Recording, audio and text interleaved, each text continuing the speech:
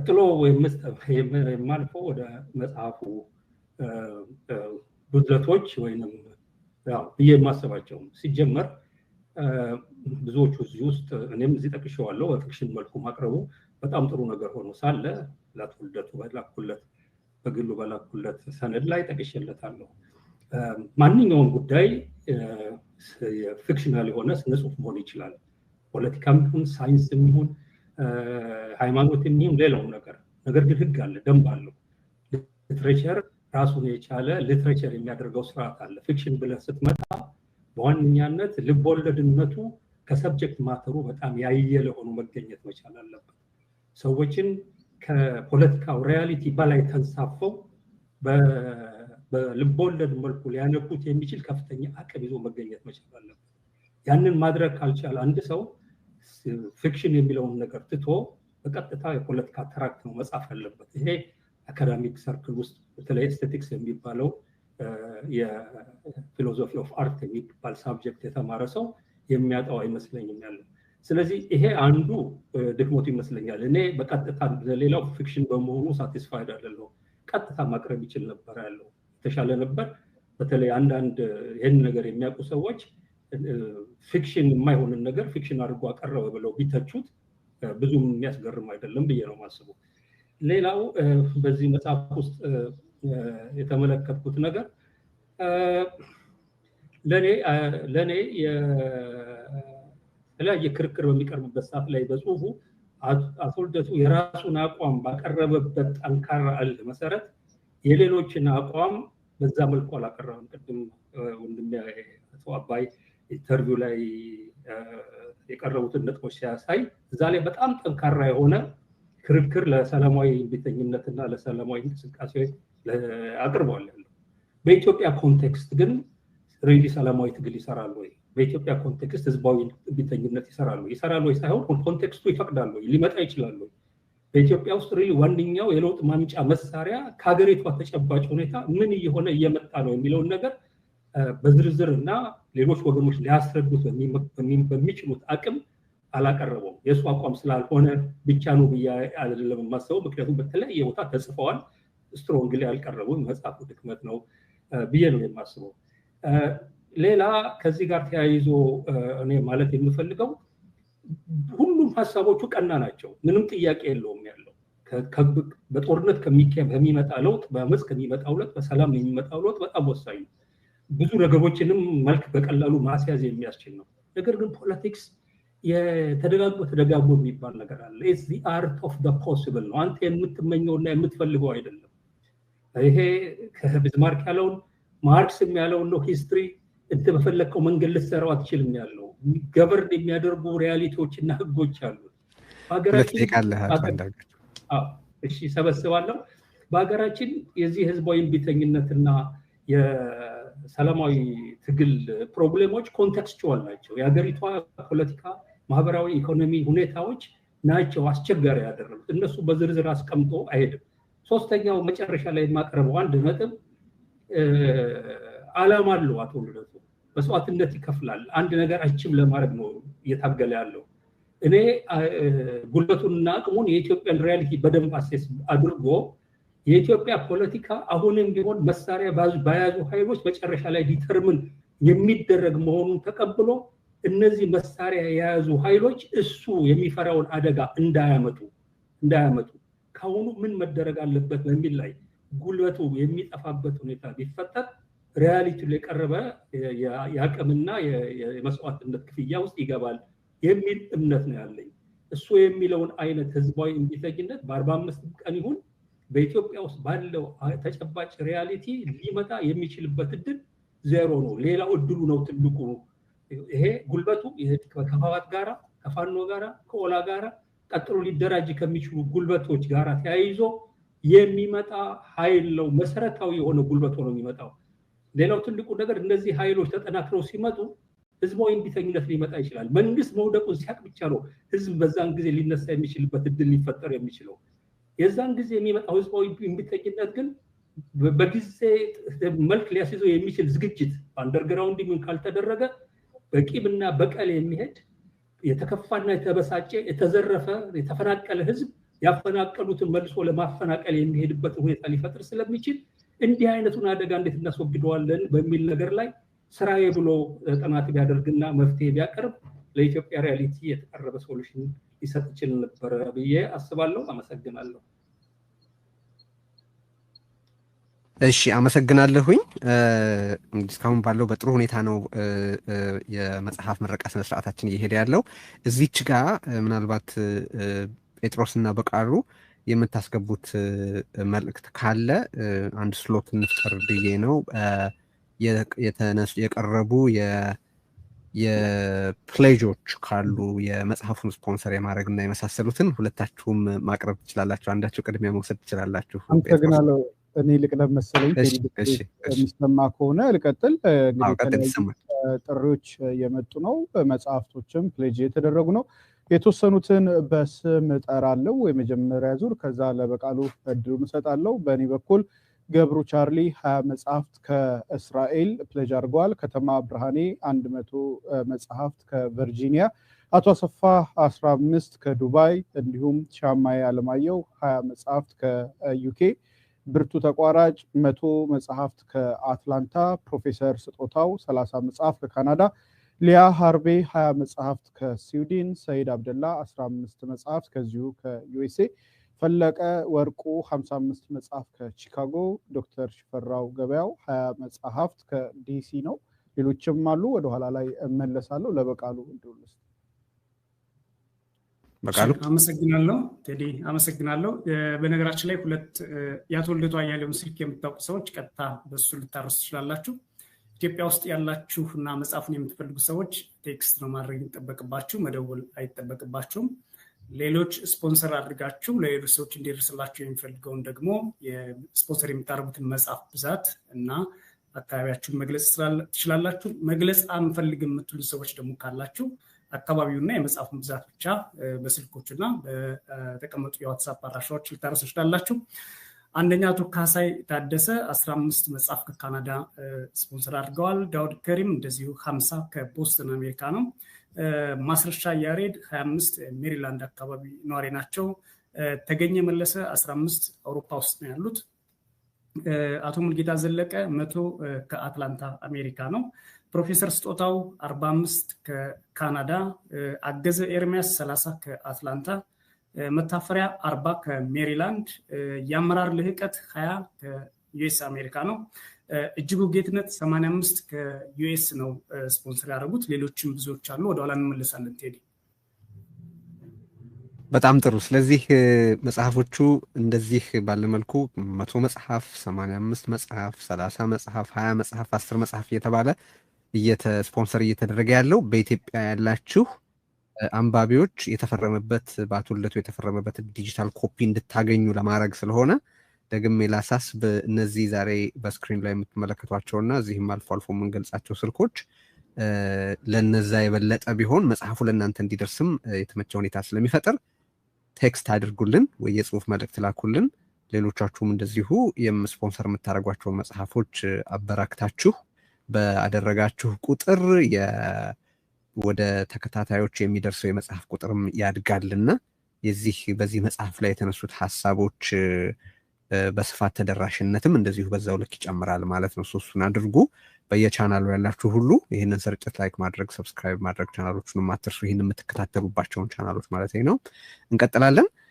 ከዚህ ቀጥሎ የመጽሐፉን በተመለከተ ያለውን አተያይ የሚያቀርብልን ፕሮፌሰር ሕዝቅኤል ገቢሳ ነው። ሕዝቅኤልን ታውቁታላችሁ። በረዘም ባለ ጊዜ የፖለቲካ ተሳትፎ በጽሁፎቹና በተለያዩ ቃለምልሶችና መድረኮች ላይ ባቀረባቸው ሀሳቦች ዛሬ በዚህ ሀገረ ካኦፒ በተሰኘ የአቶ ልደቱ መጽሐፍ ዙሪያ ያለውን አተያይ ያቀርብልናል። ሕዝቅኤል መቀጠል ትችላለህ። ማጠቃለል ሲያስፈልግ ተጨማሪ ደቂቃዎች ነግሬ እሰጥሃለሁ ማለት ነው። አመሰግናለሁ ቴዲ። አቶ ልደቱ እንኳን ደስ አለህ። ካለን ሰዓት አንፃር እኔም ቶሎ ብዬ ወደ ለመናገር የፈለኩትን ልናገር።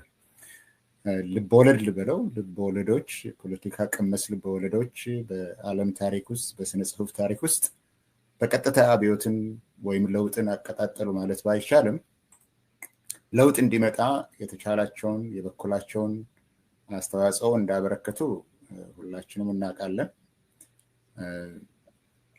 ሰው ስለ ፖለቲካ መስማት በማይፈልግበት ጊዜ ወይም ፖለቲካ እንዳይሰማ ብዙ ግድግዳዎች በሚሰሩበት ጊዜ ትኩረት በሚስቡ ትረካዎችን፣ ውስብስብ ጉዳዮችን ሰብአዊ በማድረግ ልቦለዶችን ርህራሄን ሊቀሰቅሱ በማይችሉ በህዝባዊ አመለካከቶች ላይ ተጽዕኖ እንዲያሳድሩ በልቦወለድ መልክ በሚቀርቡበት ጊዜ ህዝብን ለማስተማር እንደሚችሉ የበለጠ ጨቋኝ ስርዓትን ለመቃወም የበለጠ ፈቃደኝነት በህዝብ ሊመጣ እንዲችል እንደሚያደርጉ እናውቃለን። የፍትህ መጓደል ወይም የጀግንነት ተቃውሞ ታሪኮች ግለሰቦች እና ቡድኖች በፖለቲካ እንቅስቃሴ ላይ የበለጠ እንዲጠመዱ ሊያደርጉ ይችላሉ። በዚህ ትውፊት በኩል ነው ይመስለኛል አቶ ልደቱ ይሄንን መጽሐፍ ሊጽፍ የቻለው። እንዲህ አይነት ትውፊት በሀገራችን አለ። በሀገራችን ከሌሎች ከኢትዮጵያ ጨቋኝ የፖለቲካ ስርዓት ለማወቅ የሚሞክሩ የፖለቲካ ልቦወለዶች ተጽፈዋል። በንጉሱም ጊዜ፣ በደርግም ጊዜ፣ በሌላ ጊዜም ይጻፋሉ። ትዝ የሚሉኝ አሉ። ለምሳሌ እኔ በአፄ ኃይለ ሥላሴ አገዛዝ ክፋት ውስጥ ለመወለድ አልፈልግም ብሎ አቤ ጉበኛ አልወለድም የሚል እንደዚሁ የፖለቲካ ቀመስ ጽፈዋል። በሰፊው የሚታወቀው ደግሞ የፍቅር እስከ መቃብር የሚለው የፍቅር የሚመስል ነገር ግን የፊውዳሉን እና የመሳፍንት ስርዓቱን እና ኋላ ቀር አስተሳሰቦችን የህዝቡን እብሪተኝ አመጽ ወደ አደባባይ እንዲወጣ እንዳደረገ ልደቱን በዚህ ሁኔታ በዚህ ተርታ ላይ የሚሰለፍ መሆኑን ለመግለጽ ነው መጀመሪያ ላይ የፈለኩት። እነዚህ ሁሉ መጽሐፍት በሚጻፉበት ጊዜ የነበረው መንግስት የሳንሱር ህግ በመጠቀም ስለሚያፍን ልቦወለድን በመጠቀም ህዝቡን ለማንቀሳቀስ እና ለማንቃት ተጠቅመዋል። አሁን ግን ያለው ሁኔታ ይሄ ያለው የሳንሱር ሬጂም እንዳለ የታወቀ ነው። ነገር ግን ከዛም በላይ ህዝቡ በኢትዮጵያ ውስጥ በፖለቲካ ላይ እንደተሰላቸ ነው የሚታወቀው። በጣም ሰልችቷል። ብዙ ጊዜ የለውጥ እድሎች ይመጣሉ፣ የለውጥ እድሎቹ ግን አይቀጥሉም፣ ይከሽፋሉ። ስለዚህ በአሁኑ ሰዓት ኢትዮጵያውያን እንደተለመደው ፖለቲከኞችንና ፖለቲካን መስማትም መታገስም የማይችሉበት ጊዜ ስለሆነ አቶ ልደቱ በመጽሐፋቸው መጀመሪያ ገጾች ላይ እንደተናገሩት ዓላማቸው የዚህ መጽሐፍ ዓላማ እንደተለመደው ደረቅ ፖለቲካ ከመጽሐፍ ይልቅ ፖለቲካ ቀመስ በሆነ ልቦወለዳዊ ድርሰት በርዕስ ጉዳዩ ላይ ለአንባቢያን እያወጉ የተሻለ ለመፍጠር ነው የሚሉት ያን ሐሳብ ነው የሚገልጸው። ስለዚህ በአዲስ መልክ በመምጣታቸው ሊመሰገኑ ይገባል። ያለውን ሁኔታ ማሳወቅ ብቻ ሳይሆን እንዲሁም ደግሞ ለዘለቄታዊ ሽግግር የሚያበቃ አካሄድ ምን መሆን እንዳለበትም በመጽሐፉ ላይ ጽፈዋል። ስለዚህ ያለውን ሁኔታ ማሳወቅም ደግሞ ወደ ተሻለ ሁኔታ እንዴት እንደምንሸጋገር እንደዚህ ይሄ ኮንቨርሴሽናል የንግግር የወግ በሆነ መልክ ማቅረብ መቻላቸው ያለውን የፖለቲካ ሁኔታ ያስታውቃል። እዚህ ላይ ብዙ ስለ ስነ ጽሁፍ ስለ አንድምታዎቹ ብዙዎች ሊናገሩ ይችላሉ። እኔ ግን ስለ ደራሲው አንድ ሁለት ቃል ለመናገር ይፈቅድልኝ። አንደኛ አቶ ልደቱ አይደክሙም። በኢትዮጵያ ፖለቲካ ውስጥ ለሩብ ምዕተ ዓመት ንቁ ተሳታፊ ሆነው የቆዩ ናቸው። የኢትዮጵያ ፖለቲካ ግን ታጥቦ ጭቃ ነው የሚመስለው። ለውጥ መጣ በሚባልበት ጊዜ ለውጡ ይከሽፋል። የኢትዮጵያን ፖለቲካል ውስጥ ለውጥን ለማምጣት መሞከር ከንቱ እንደሆነ ብዙ ሰዎች ተስፋ ቆርጠው በወጡበት ጊዜ አቶ ልደቱ ግን ከስነ ጽሁፍ ከሊትሬቸር አንድ ሀሳብ የመጣልኝ ይህንን ሳነበው ይሄ የሲሲፈስ ተግባር ሲሲፊያን ቻሌንጅ ድንጋይን ወደ ተራራ ከፍ አድርጎ ለማውጣት መሞከር እንደገና ይመለሳል፣ ወደ ላይ ያወጣል፣ እንደገና ይመለሳል። ነገር ግን ተስፋ ሳይቆርጥ ይሄንን የሲሲፈስ ተግባር ተያይዞት ያለ ሰው ስለሆነ የማይደክመው ተደጋጋሚ የሆነ ክሽፈት ቢኖርም ሳይደክመው ብዙዎቹ ተስፋ ቆርጠው ወደ ኖሯቸው ተመልሰው ባሉበት ሰዓት አቶ ልደቱ ግን ይሄንን የሲሲፈስን ፈተና ድል እስኪገኝ ድረስ እየሞከረ ነው፣ እየጣረ ነው። ተስፋ አይቆርጥም። ተስፋ አለመቁረጡና ይሄን ያህል መቆየቱ በጣም የሚያስመሰግነው ነው። ከዚህ በላይ አሁን ሲነገር እንደነበረው ደግሞ ያለውን አቶ ልደቱ ያለውን ቁርጠኝነት የሚያሳየው ከራስ ወዳድነት ነፃ በሆነ መንገድ ነው እንደሚመስለኝ። ለዚህም ነው የጋራችን መሆኑን ብገነዘብም ከድካሜ በላይ ዋጋዬ እንደተከፈለኝ እቆጥራለሁ ብሎ ይሄን መጽሐፍ በነፃ ማቅረቡ ከግለኝነት ከግል ጥቅም አሳዳጅነት ነፃ መሆኑን ነው። ይሄንን እንግዲህ አቶ ልደቱ መጽሐፎ የእርሶን የባህሪ ጥንካሬ የማይበገር መንፈሱንና ለገዛ ለግሎ እሴቶች ያሉትን ቁርጠኝነት ያሳያል። ልቦለዱን እንዲጋብዙ በመጀመሪያው ገጾች ላይ የጋበዟቸው የህብረተሰብ ክፍሎች አሉ። ደፋ ቀና የምትሉ ስግብግብ የሀገራችን ባለሀብቶች፣ ስልጣን ዘላለማዊ መስሎ የሚታያቸው የወቅቱ የብልጽግና አምባገነን ባለስልጣናት፣ በተናጠል ትግል ለድል እንበቃለን በማለት በያዘን ላይ የምንገኝ የግብዝ የተቃዋሚ ድርጅት መሪዎች ያሉት እንዲያነቡት ስለጋበዙ የኔ ምኞት እርሶ ይሄንን የሲሲፈዝን ተግባር ይዘውታል። ይሄንን ድንጋይ ጫፉ ላይ እንደሚያደርሱትና 2 ደቂቃ ከሰጠኝ አመሰግናለሁ። ጫፉ ላይ አድርሰው ይሄ ድንጋይ ተንከባሎ እነዚህን ህብረተሰብ ክፍሎችንም አሸንፎ ለድር እንደሚደርስና እነዚህ ለንባብ የጋበዟቸው ሰዎች መልሰው እንደሚያዩት ተስፋ አደርጋለሁ። ምን እንማራለን በሚለው አሁን በዚህ ጉዳይ ላይ ይሄ ነገር ስለ ኢትዮጵያ አይደለም ብሎ ማሰብ አይቻልም። በዚህ ላይ ብዙ ነገር ማለት ይቻላል። አንዳንዶችም አንዳንድ ነገሮችን ተናግረዋል። ግን ምን እንማራለን በሚለው ላይ 1-2 ነገር ልናገርና አቆማለሁ። ይሄኛው ብዙ ትምህርት አለ። ከብዙ ትምህርቶች ውስጥ የመከላከያ ሚኒስትሩ ጀነራል ኮመቲሽ ጀነራል ቃሊቲን እንዴት እንደሚንቋቸው የታወቀ ነው በውስጥ ሲናገሩ። አደባባይ ላይ ግን ወጥተው ያወድሷቸዋል። በህዝቡ ስሜታዊ ጭፍን በለውጡ ሂደት ህዝባችን ሙሉ ድጋፍ ያላቸው እድለኞች የሆንን እንደዚህ አይነት ፕሬዚደንት እያሉ በአደባባይ ወደ ቤት ሲገቡ ይንቋቸዋል። ወደ አደባባይ ሲወጡ ግን ምን አይነት ሰዎች እንደሆኑ ነው የሚናገሩት። ይሄ ያሳሰበኝ ለኔ ምን ያህሉ በኢትዮጵያ ውስጥ ያሉ የዚህ የብልጽግና አገዛዝ መሪዎች ከመሪያቸው ጋር ምንም ያክል ባይስማሙ፣ መሪያቸው ምንም ያክል ጨካኝ መሆናቸውን ቢያውቁ ነገር ግን ወጥተው አይናገሩም። ይሄ አንድ ትምህርት ነው እና እዚህ ላይ ለፖለቲካ ስትራቴጂ የሚያወጡ ቢያስቡበት ደስ ይለኛል። ሁለተኛ ራሴሎ ሆሳ ለራሷ ሰርታለች። በግሏ ኑሮ ከፍተኛ ውጤት ያመጣች ነው። ነገር ግን የሲአይኤ ወኪል ነው የምትባለው። የሊበራል ፓርቲ መሪ ብትሆንም የሲአይኤ ወኪል ነው። ይሄም የቆየ ተግባር ነው። ወደ ላይ የወጡ በግላቸው ብዙ ስራን የሰሩ ወደ ማህበራዊ ወደ ፖለቲካ ገብተው ለመርዳት የሚፈልጉ ሰዎችን ሁልጊዜም ወደ ውጭ እንገፋቸዋለን። በግላቸው የሰሩትን ነገር በመናቅ ለህዝብ የሚሰጡን አስተዋጽኦ እናጎድፋለን። ይሄ በጣም አስቸጋሪ ሊሆን ይችላል። መጨረሻ ላይ አንድ ቃል ልናገር ስለንሻ።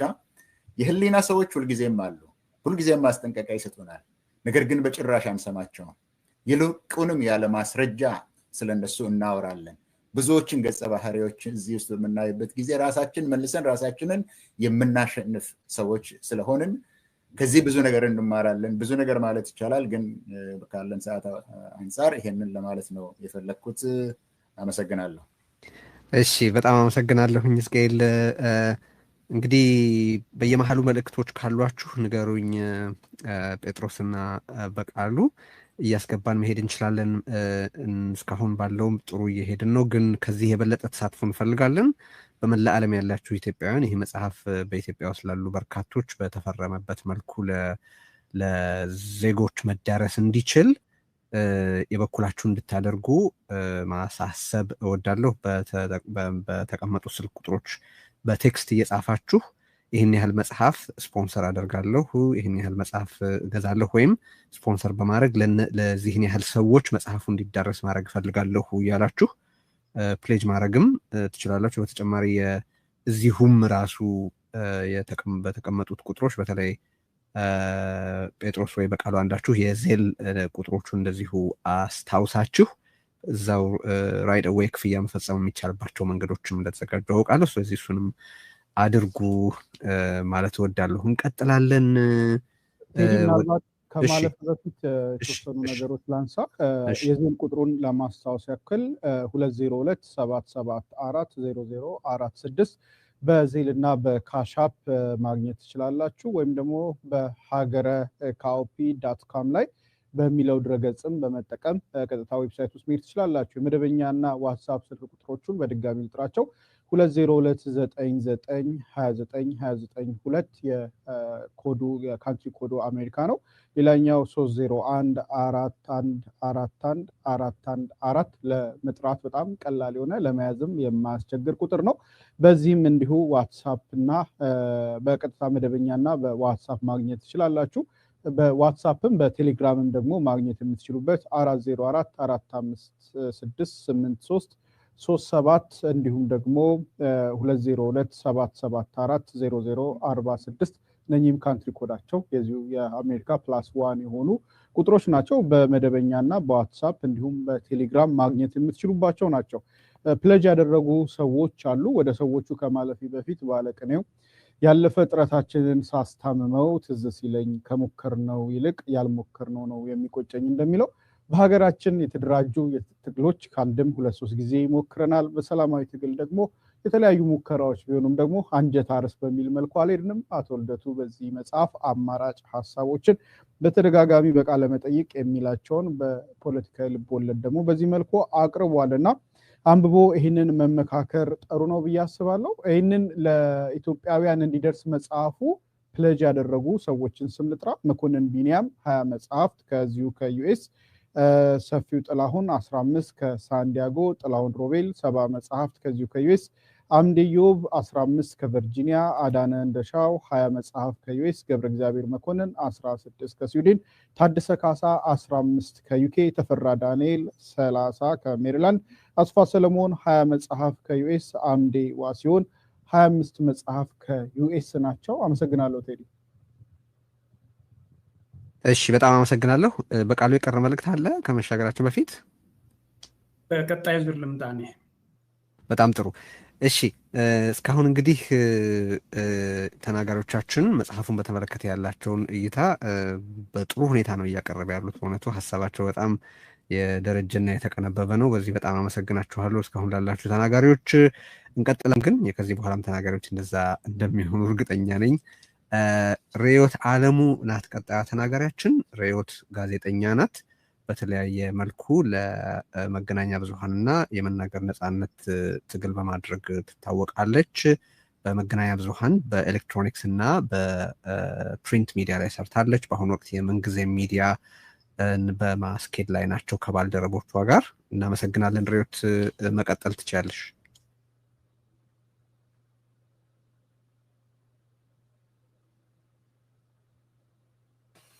እየሰማንሽ አይደለም፣ ምናልባት እየተናገርሽ ከሆነ።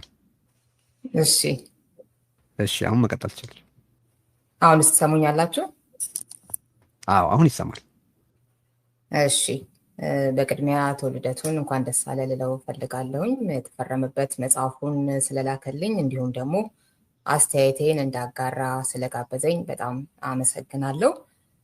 እንግዲህ ስለ መጽሐፉ በተለያየ አይነት መንገድ ከተለያየ ነገር አንፃር እየታየ ብዙ ሊባል ይችላል። እሱን በቀጣይ ፕሮግራሞች የምናደርገው መሆኑ እንደተጠበቀ ሆኖ ለአሁኑ ግን ከሀገረ ካኦፒ ምን እንማራለን ስለሆነ የተሰጠኝ ርዕስ እሱ ላይ ማተኮር ፈልጋለሁኝ። አንደኛው ጉዳይ የማንነት ጉዳዮች የሚያዙበትን ነገር በተመለከተ የሚገልጸው ነው። እዛ ላይ የሚነሱ ሀሳቦች ውስጥ ልንማርበት ይገባል ብዬ ከማስባቸው ውስጥ የአንድ ሀገር ሰዎች የአንዱን ማንነት እንደ ሁሉም አድርጎ ሌሎች ማንነቶችን እውቅና በነሳ መልኩ እንዳይወስዱ ማድረግ እንደሚገባ ወይም እንዳንወስድ ማድረግ እንደሚገባ እሱ የሚያመጣው ትልቅ ችግር እንደሚኖር እሱን ያሳያል። እንደዚሁም ደግሞ የተራዘመ ግጭት ውስጥ ወይም ደግሞ ውጊያ ውስጥ ጦርነት ውስጥ ሲኖር የሚመጡት ከሞት እንደዚሁም ከአካል ጉድለት ከንብረት ውድመት ባሻገር ማህበራዊ ግንኙነቶች፣ እሴቶች እንዴት አድርገው እንደሚበጣጠሱና ቀጣይ ትውልድ በሚባል አይነት ሁኔታ ልንኖር በማንችልበት ሁኔታ እንደሚበላሽ፣ ስለዚህ እንደው ችግሮቻችን የተቻለን መጠን በሰላማዊ መንገድ የመፍታቱን ነገር፣ ተቃውሞቻችንን በሰላማዊ ህዝባዊ እምቢተኝነት የማድረጉን ነገር በተመለከተ በትኩረት በተለያዩ ገጸ ባህሪዎች፣ በተለያዩ ምልልሶች እንደዚሁም ደግሞ አጠቃላይ በተለያየ አይነት መንገድ በሰፊው ይገለጻል። እሱም አንድ ትምህርት ነው። ይህንን ለማድረግ ደግሞ ሰላማዊ ህዝባዊ እምቢተኝነትን ጠቃሚ የሆኑ ሀሳቦች የተገለጹበት የግንቦት ማኒፌስቶ የሚለው አለ። እሱን በዝርዝር ሄዶበታል። ያው ለሰዓት ቁጠባ አሁን አልሄድበትም። ሌላው ደግሞ እነ ራኬሎ የሚደርስባቸው የስም ማጥፋት አለ፣ የሲአይኤ ቅጥረኛ፣ ሌላም እየተባሉ ከነ ጓዶቿ ማለት ነው።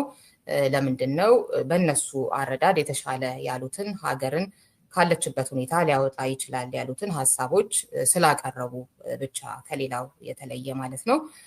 ስለዚህ እንደሱ አይነቱ ነገር በመጽሐፍ ውስጥ ደግሞ ያው የነሱ ሀሳብ ቢሰማ የተሻለ የሆነበትን አይነት ነገር ለማሳየት ተሞክሯል እና ባለመሰማቱ ምክንያት ደግሞ ምን ደረሰ የሚለው ሲታሰብ እንደገና በሀሳብ መለየትን ብቻ እንደ ችግር አይቶ በማሰብ ጠላትነትን መመስረት፣ እንደዚሁም ደግሞ እስከ ደም መፋሰስ መሄድ፣ ስም መጠፋፋት ያው የተለመደው የሀገራችንን ሁኔታ የሚያሳይበትና ይሄ ትክክለኛ አካሄድ አይደለም፣ ይሄ ይጎዳናል፣ ቆም ብለን እናስብ የሚል መልእክት የተላለፈበት እንደሆነ አስባለሁ። እንግዲህ ሀገረ ካኦፒ እና ኢትዮጵያ ምንና ምናቸው የሚለው ራሱ ከሀገረ ካኦፒ ምን እንማራለን ሲባል ከራሷ ከኢትዮጵያ አይደለም ወይ እያለን ያለው ኢትዮጵያን አይደለም ወይ ሀገረ ካኦፒ እያለ ያለው የሚለው ሌላ መነጋገሪያ ርዕሰ ጉዳይ ነው። ከሀገረ ካኦፒ ጋር በምን ኢትዮጵያ ትመሳሰላለች፣ በምንስ አትመሳሰልም? እዛ ውስጥ ያለው የሀገር ምስረታን እንደዚሁም ደግሞ የተለያዩ ማህበረሰባዊ ግንኙነቶችን ልደቱ እንዴት ነው የሚመለከታቸው? አመለካከቱንስ እኔ እንዴት ነው የማየው ምናምን እሱን አሁን እየተናገርኩኝ አይደለም፣ እሱ ታሳቢ ይደረግልኝ። ግን ሀገረ ካኦፒ ናት፣ ያው ሌላ ነች፣ ከእሷ ምን እንማር የሚል ስለሆነ ሀሳቡ እሱን ሀሳብ ይዤ ልንማርባቸው ከምንችላቸው በርካታ ጉዳዮች ውስጥ የተወሰኑትን ለመዘርዘር ነው የሞከርኩት።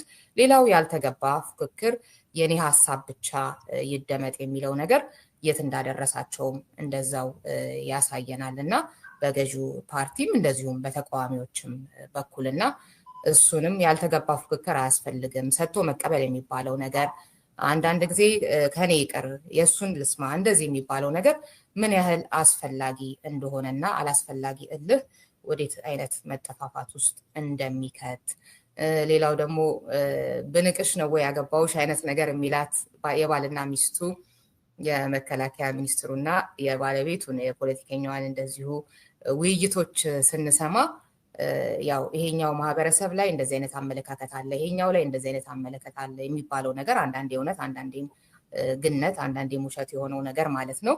እሱ ትዳር ውስጥ ሁሉ ገብቶ ማህበራዊ ግንኙነት ውስጥ ሁሉ ገብቶ ምን ያህል እንደሚረብሽ እና ፖለቲካውን ምን ያህል ደግሞ ከራሳችን ጋራ ስንሰፋው ከቤተሰባዊ ህይወታችን ጋራ ጭምር እንዴት አፍራሽ እንደሆነ የሚያሳየው እና እንዴት የሰዎች አይምሮ እንደሚለወጥ በሰላም የኖሩ ሰዎች ከሆነ ጊዜ ከሆነ ፕሮፓጋንዳ በኋላ ያ የሚመሰረተው እንዳልኩት በእውነቱም በውሸቱም በግነቱም በምኑም ሊሆን ይችላል እንዴት አድርጎ እንደሚበጠበጥ ሀገር ተበጠበጠች የምንለው ከታች ከቤተሰብ ጀምሮ እየተበጠበጠ መጥቶ መሆኑን የሚያሳየን እና ምን ያህል ሁሉን ያለውን ነገር እንግዲህ ዋናው ገጸ ባህሪ የሚያጣበት እና ያው ለ7 ዓመታት በምን አይነት የአእምሮ አይነት ህመም ሁኔታ ውስጥ እንደሚኖር የሚያሳየን ይህንን የየግለሰቡን ህይወት ብንወስድ እንደዚህ አይነት ቤታቸው ንብረታቸው የፈረሰ ህይወታቸው አጠቃላይ የፈረሰ ማለት ነው፣ ከሞቱት ባሻገር ማለት ነው።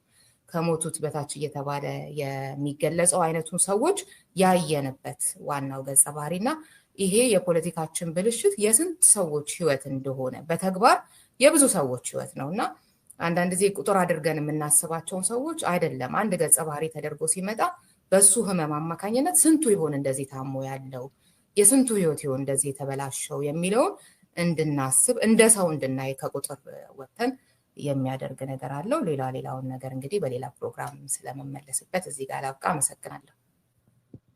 እሺ በጣም አመሰግናለሁ። ከደቂቃው ቀደም ብለሽ ነው እንደውም ያጠናቀቅሽውና በዛ ምስጋና አለኝ። በቃሉ ምናልባት እዚህ ላይ ማስገባት የምትፈልገው መልእክት ካለ ጥሩ፣ ካልሆነ ወደ የሚቀጥለው ተናጋሪ መሄድ እንችላለን። እሺ ቀጥል።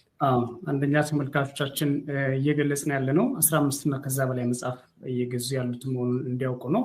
እነዚህ መጽሐፎች አቶ ልደቱ አያሌው ፈርመውባቸው ለአንባቢዎች በስፖንሰራቸው አማካኝነት የሚደርሱ ናቸው።